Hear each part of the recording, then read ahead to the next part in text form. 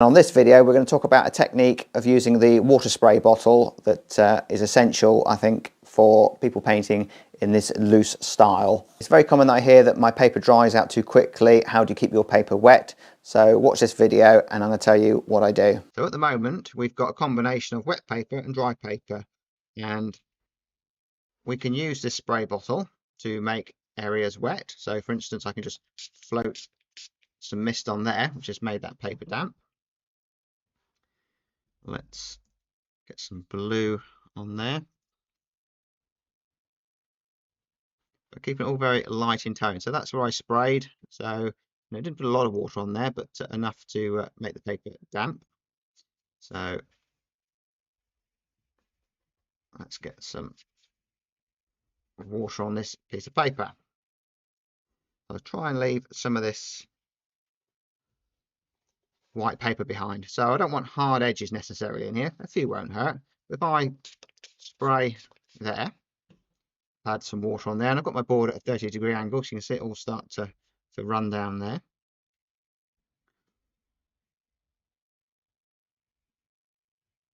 So I would now use my spray because this has started to dry. So I've got a couple of options. I can take some paint and go back over it at the top here to make it wet, which I quite often do because it does dry out here quicker. The other option I've got is to spray some water on it. And I don't do it up close because you'll put too much water on it, it'll just run down the page. I'll just float it from a distance. Just one or two sprays. And that's made this area nice and moist. And what it does, it extends the working time. So I've got time to carry on working on this sky. So I'm just going to use a damp brush and just throw some water in there because I want to keep this area light around the barn, and that's to aid contrast. So the barn's all going to be darker, so I can just paint over that. That's fine.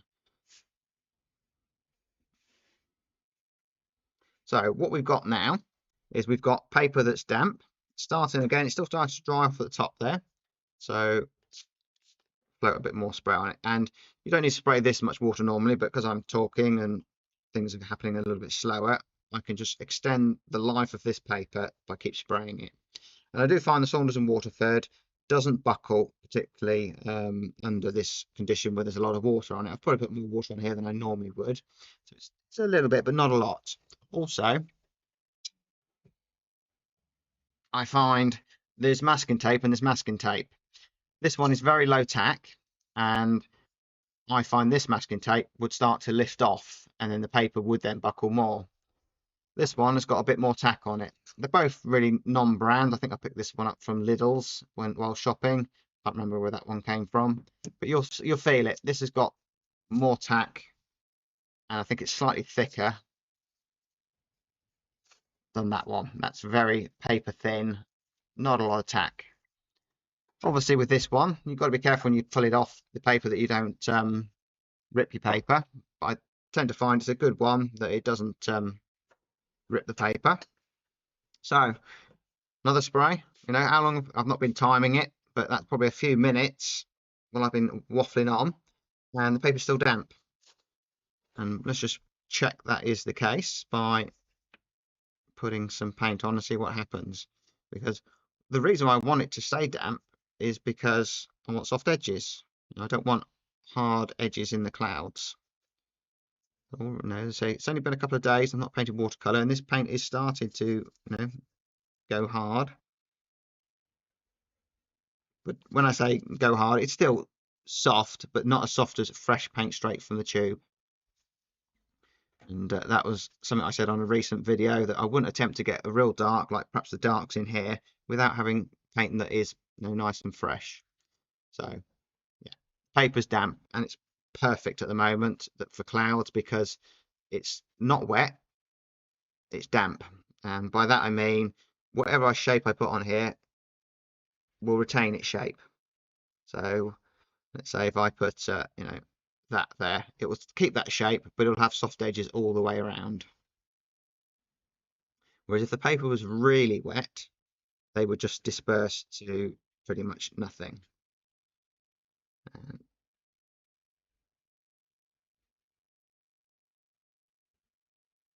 And with clouds, just experiment. We'll go for smaller clouds, thinner ones. You know, sometimes you get these effects. Cloud expert probably would know what they're called. But I shall leave it wide to the paper there. And it looks awful at the moment, but because the paper is damp, they'll continue to spread. A slightly darker one there, but spread very slowly, retain their shape, and it will look wonderful when it's dried, hopefully. And you can do all this while the paper's damp, but as soon as it starts to dry, you've got to stop. And that sky's looking a bit of a mess, but don't worry, I promise you at the end it's going to dry to something quite nice. And stick to the end because I'm going to show you how we get those juicy darks.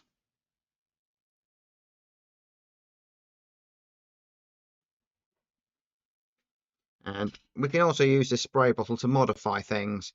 That we can modify this by adding more water onto there. It'll make it spread a little bit further. You've got to be careful not to add too much on there. And by spraying water on there, you're adding more water, which is running down. And you'll see down here it's collected a bead here. So we can use that bead to connect the sky to the foreground. So for instance, if we paint into that bead, and we're not going to get a hard line between the sky and the land there. And I can leave a few bits of white paper for a bit of sparkle there.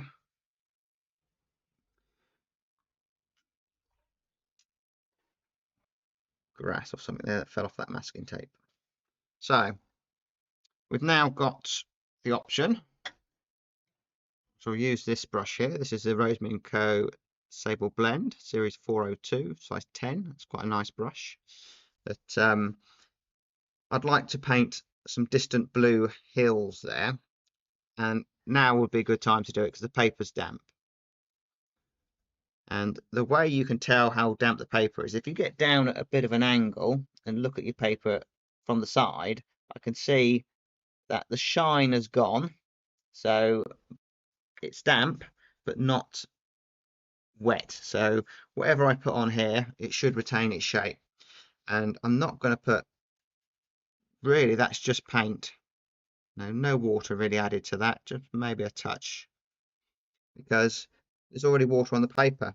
I don't need to add more water to this. I don't want to add more water to this because it will cause me a problem in that we'll get run backs, because what happens is when you add more water, it lifts the paint off the paper. So slightly thicker. So again, the paper's perfect at the moment, that we'll get softness, but it will retain its shape. That, I can even, this is really quite damp here, but I can paint around that rooftop there on damp paper.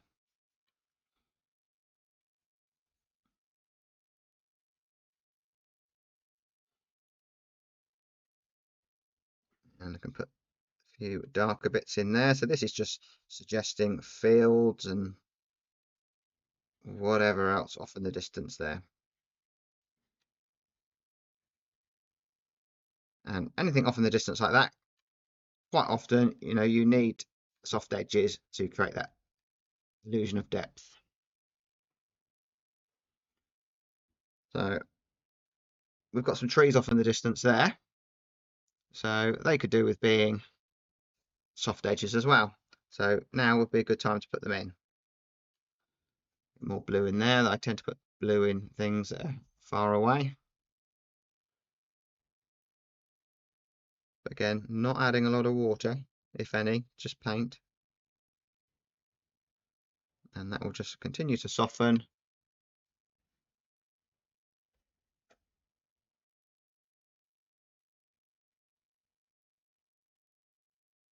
And we've got some white paper there, opportunity to get a bit of sparkle. That's why I would have liked a bit more white paper off here in the distance. Could resort to a bit of gouache if need be. and that's the distant landscape, trees and so on.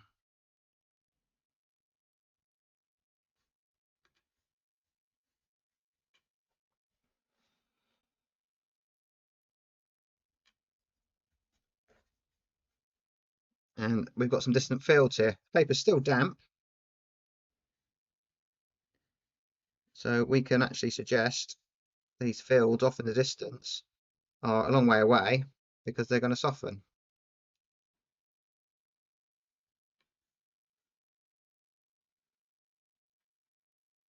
And add connection and so on. But perhaps here we will want hard edges, so we'd need to let that dry now.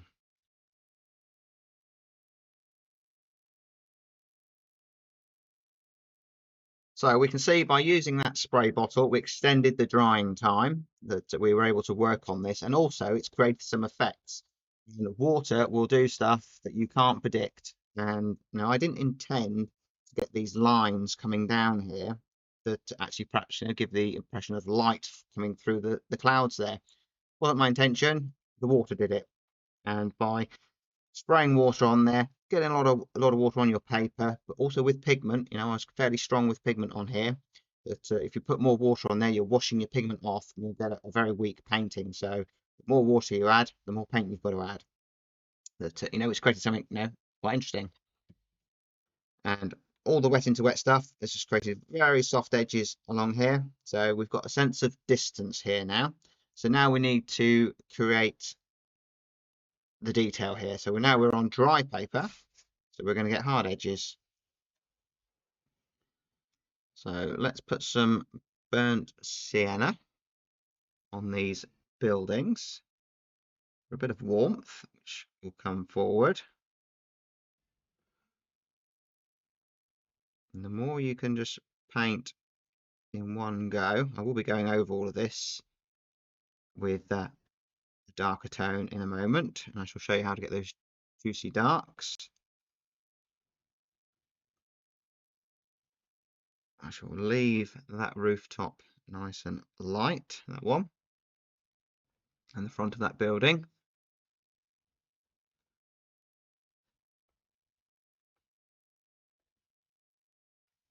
And I think it might be quite nice just to a bit of a wash. They're quite watery. Maybe in that field there. Keep the ones off in the distance fairly. A bit of light, a bit of sparkle in some of those.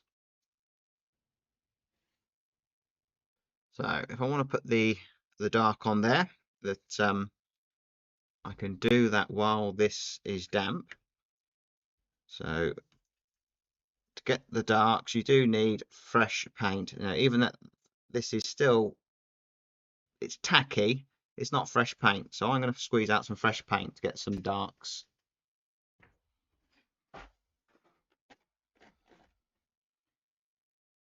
And the paint is never wasted because you can give this a good spray with water, close the lid, and it will all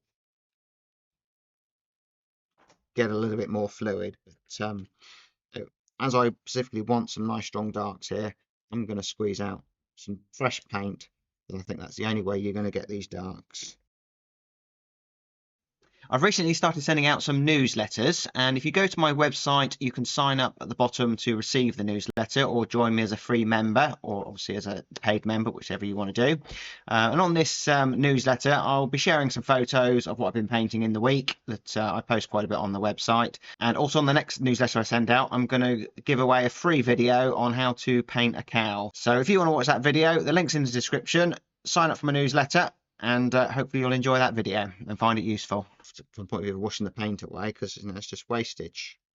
I'm just adding fresh paint on top of older paint, and this fresh paint will soften that underneath, and obviously it's spraying a bit of water on there. I'm putting out a lot of paint. Don't be shy on how much paint you put out. And also, I don't want any more water, so I shall just dry that off. So that's pretty much dried that one now anyway. that was the dark with the paint not fresh from the tube. Now let's just see if we use paint straight from the tube with no water and it's fresh. Now the difference in the strength of the darkness we can get. Just going to warm it up a little bit with a bit of red. So again, there's hardly any water on there.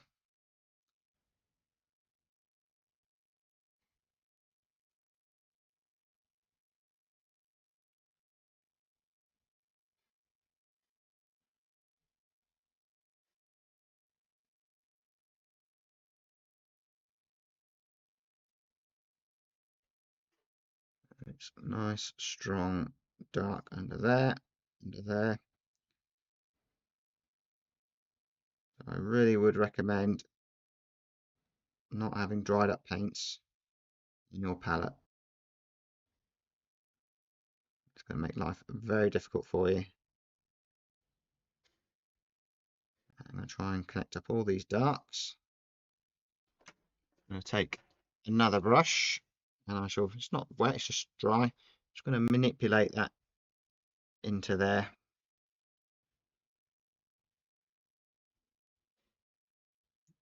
So I'm just letting that mix that damp paper there.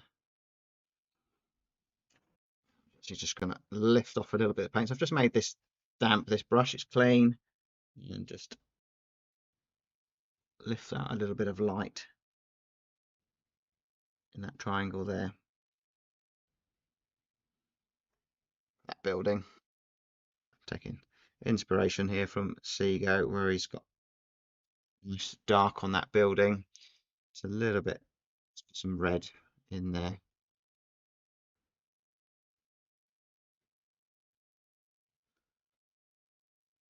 And we can then connect up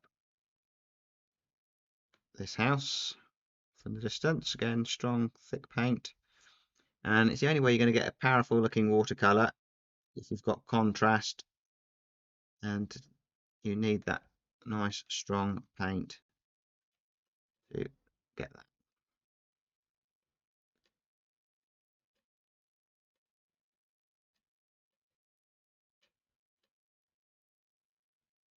And I say this month we'll be doing lots of these beginner demos using a lot of inspiration from these master studies, because I think it's a great way to learn. And we can have that tree there. Again, just nice strong paint. A bit of blue into it. Wet into wet. So see how the contrast there has made a huge difference to the painting. So I'm going to lift a little bit off of there. So while the paper's damp like this, we can mess about with it a little bit.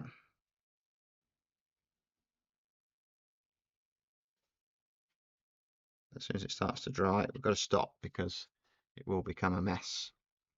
So this distant building, which I shall have slightly lighter in tone, so I just add more water to it, so it's slightly waterier mix.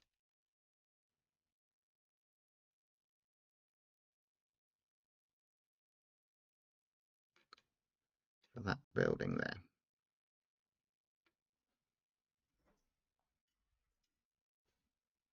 Just use just a bit of water there.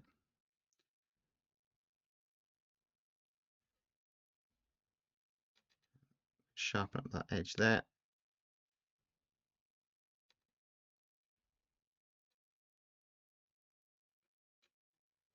Building off in the distance. So again, we want nice strong darks. So nicely loaded up brush with strong paint. And we can connect all this up. There's a field.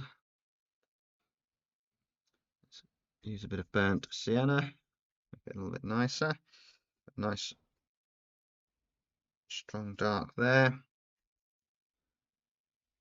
Brush on its side. connection.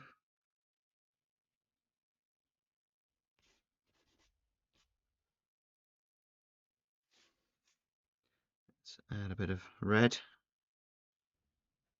There's a bit of warmth in there. So this is obviously a cloud field or something. So let's use our spray bottle again. This is demos about that. That we can modify an area by spraying some water. So I've done that quite close there, just to really put a bit of water on there. Maybe spray there a little bit, create some softness. So what I've got there now is dry paper, wet paper. So there's all sorts going on. Let's take some yellow there. So we can connect that tree there to there. Quite nice, that little bit of light there. So I'll perhaps leave that.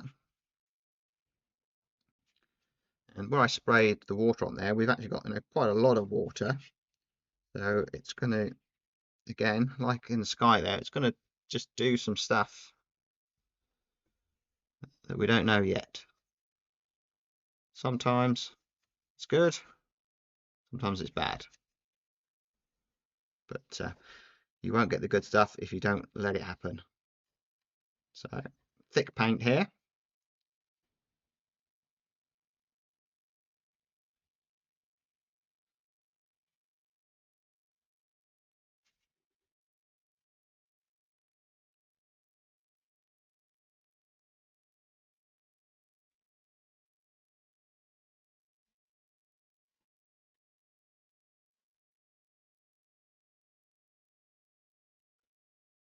Dry brush there I'm using just to connect things up.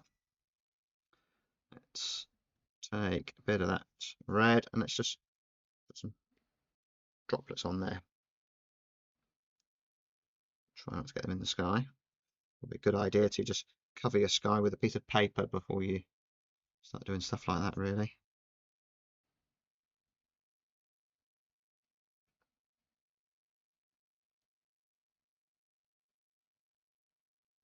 If I was to just put clean water there, so I've got damp paper there, dry paper there. I just paint into there. We'll get a soft edge there, which will maybe give it the indication of the field just turning, but we've still got the light against the dark there. And it's at that stage now where we need to stop fiddling with it, otherwise we'll end up with a mess. One last little spray and then dry it off. I've got a large area of sky there and it's quite weak down here, so I'm going to put a huge flock of birds in the sky, see if that works to tell a story and fill the that area with something interesting.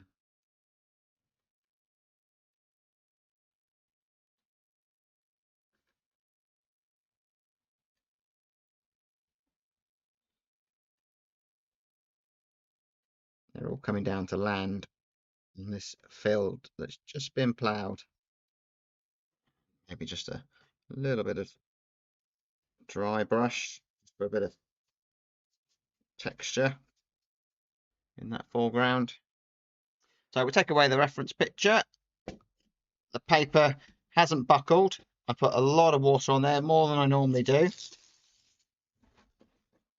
Pull the tape away from the painting. If you pull it into the painting, if it's going to tear, it'll tear your painting. If you put it away, it'll only tear the outside. But I find, as long as you pull it off gently and not too quickly, it doesn't tear the paper.